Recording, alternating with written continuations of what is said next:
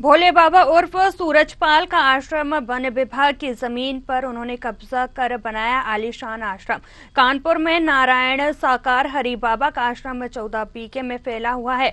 आश्रम के आसपास ऐसा खौफ है कि गांव के लोग आश्रम में नहीं जा सकते। कानपुर से लगभग 21 किलोमीटर दूर बिधनी इलाके में करसुई गांव में बाबा ने आश्रम बनाया। आश्रम में 10 सेवादार रहते हैं जो आश्रम में रहकर पूजा पाठ करते हैं। वहीं कसुई के ग्रामीणों ने बताया कि आश्रम के अध्यक्ष अनिल तोमर ने है और ग्रामीणों की माने तो थाना प्रभारी और पुलिस कर्मियों को आश्रम में खाना खिलाया जाता है, क्योंकि विवाद की स्थिति में पुलिस आश्रम के लोगों का पक्ष लेती थी। दादा, ये जो आश्रम बना हुआ है बाबा का, ये किसकी जमीन पर बना है? ये तो सरकार की जमीन है।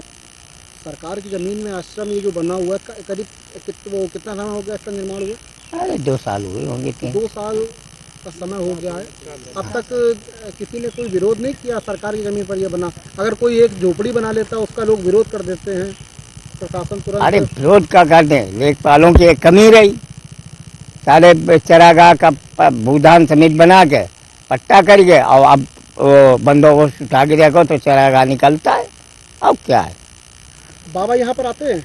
बाबा नहीं आए। एक कोई मोहनदास बाबा थे, इस बरगदी कुटी में रहते थे। क्या होता था यहाँ पर?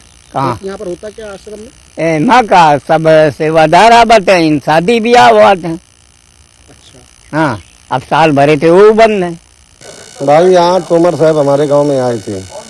वो आए थे तो यहाँ 10-20 आदमी से सलाह लिया हम लोगों से कि आप यहाँ नारायण साकार हरि का मंदिर बनवा दिया जाए तो बहुत बढ़िया रहेगा। जो गुंडैती यहाँ होती है वो खत्म हो जाएगी, चोर बदमाश लगते हैं और जो आदमी परेशान होता है तबाही दूर हो जाएगी आदमियों की। तो भाई गाँव का आदमी सोचे चलो बन जाने दो। कुछ अपनी जगह जमीन तो कोई है नहीं है, कुछ पट्टे की है बैर की, जो अपना तोमर से पट्टा करवा लिया हो या अपना न करवाया हो नाम, और कुछ गौचारा है और कुछ ये समाज की गांव की है।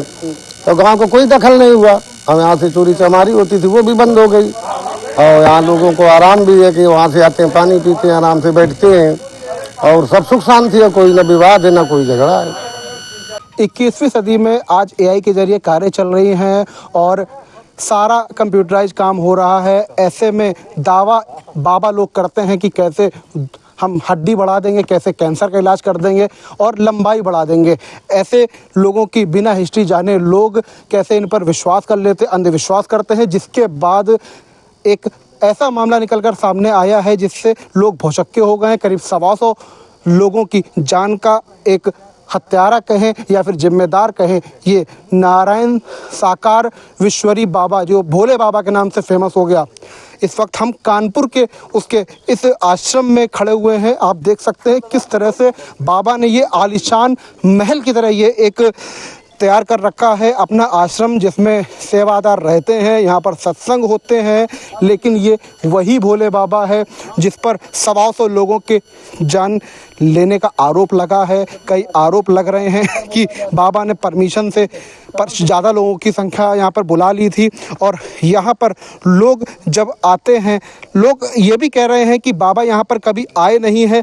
लेकिन विषय ये है कि करोड़ों की ये जो हवेली बनी हुई है, यहाँ पर किसकी फंडिंग हुई है, आखिर ये फंडिंग आई कहाँ से और कैसे लोग यहाँ पर नारायण विश्वरी का जो आश्रम करसुई गांव जो कानपुर नगर के बिधनू थाना क्षेत्र में बना हुआ है, यहाँ पर जब लोगों को जानकारी मिली तो कहीं ना कहीं आनन फानन बिधनू थाने की जो पुलिस है यहाँ पर पहुंची थी, जिसके बाद यहाँ पर पुलिस ने छापेमारी की। स्टार्टिंग में तो पुलिस ने पुलिस को देख करके यहाँ के जो सेवादार है उन्होंने गेट नहीं खोला, लेकिन पुलिस ने जब उनको विश्वास में ले लिया, जिसके बाद पुलिस ने यहाँ पर करीब 1.5 घंटे तक छापेमारी की। हालांकि बाबा तो यहाँ पर नहीं मिला, लेकिन जिसके बाद अब इसे तो पूरी तरह से सील कर दिया गया है। यहाँ पर कोई भी अंदर से बाहर नहीं जा पा रहा है।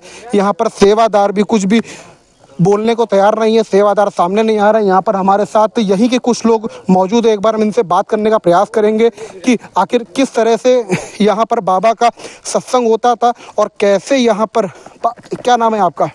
रंजीत। बाबा का सत्संग कैसे होता था? बाबा यहाँ आए नहीं, सत्संग कैसे होता है? इतनी बड़ी हवेली जो बाबा की खड़ी है, तो यहाँ पर सत्संग करवाता कौन था? करवाते हैं, ये रहते हैं उनके सेवादार। तो बाबा तो भगवान को मानते नहीं है। अब यहाँ की जनता तो मानती, बाबा नहीं मानते भगवान को बिल्कुल से। बगल में मंदिर था, उसको खत्म करना चाहती थी। मंदिर को खत्म करना चाहते हैं। 21वीं शताब्दी में आज हम लोग जी रहे हैं, ऐसे में एक शख्स बिना उसकी हिस्ट्री जाने लोग कैसे इन्हें भगवान मान रहे हैं? अब क्या पता क्या नहीं। फायदा मिला? कुछ नहीं, हम लोगों को तो कुछ फायदा नहीं मिला। क्या नाम है आपका? क्या नाम है? अनुज। अनुज, आप युवा हैं, पढ़े लिखे हैं और कहीं ना कहीं जागरूक भी हैं। आप यहाँ पर आकर खड़े हुए हैं। किस तरह से बाबा यहाँ पर सत्संग करते थे और क्या चमत्कार दिखाते थे? बाबा का तो अभी तक सत्संग नहीं हुआ यहाँ पर। वो तो ये नहीं कि जो सेवाकार है उन्हीं के द्वारा एक आध बार हुआ है। इतनी बड़ी हवेली जो खड़ी हो गई है, ये किसकी फंडिंग हुई है यहाँ पर? ये तो है तो सब बाबा की देन, लेकिन अब बाबा का आने का ये कह रहे कि 4 महीने बाद आएंगे, 5 महीने बाद आएंगे, लेकिन बाबा का यहाँ कोई मतलब नहीं है। लेकिन यहाँ है सब, अब क्या बताया, सब अंध भक्त हैं तो लगे हुए, हम लोगों से कोई इसी चीज़ से कोई मतलब नहीं है। ये थे हमारे साथ कुछ यहाँ के क्षेत्रीय निवासी जिन्होंने विरोध किया, लेकिन विरोध में कहीं ना कहीं इस तरह से एक बात ये भी निकल कर सामने आई है कि बाबा के जो अंधभक्त, जिनको विश्वास था कि बाबा कहीं ना कहीं उन्हें ठीक कर देंगे, बाबा की उन पर कृपा बनी रहेगी, बाबा उन्हें कहीं ना कहीं अपना आशीर्वाद देते रहेंगे, और आज वही बाबा जिन्हें लोग भगवान मानते थे आज 125 लोगों की मौत के जिम्मेदार बताए जा रहे हैं और उनकी मौत पर संवेदना तक प्रकट नहीं कर पाए हैं। कानपुर से न्यूज़ आवर के लिए प्रांजल मिश्रा।